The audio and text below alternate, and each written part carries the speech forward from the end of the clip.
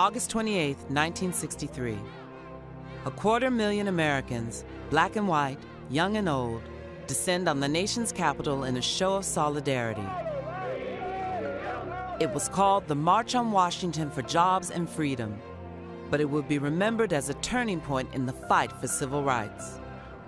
Among the speakers, the Reverend Dr. Martin Luther King Jr., who electrified the crowd with his stirring "I Have a Dream" speech.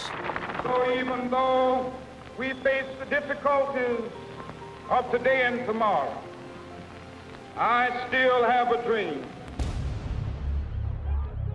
A few months earlier, racial tensions in the Deep South had erupted.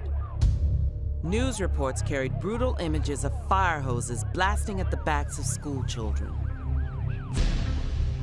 President Kennedy had finally seen enough. In June of 1963, he presented sweeping civil rights legislation to Congress. Dr. King and others hoped a massive yet peaceful demonstration in Washington would spur passage of the bill. The city braced for violence, but their fears proved unfounded. The day of the march, more than 200,000 people gathered for a rally at the Washington Monument. It was the largest demonstration in the country's history. Arm in arm, they walked from the Washington Monument to the steps of the Lincoln Memorial. There, performers as diverse as Joan Baez, Bob Dylan, and Mahalia Jackson lent their voices to the cause. Martin Luther King Jr. was the last to take the stage.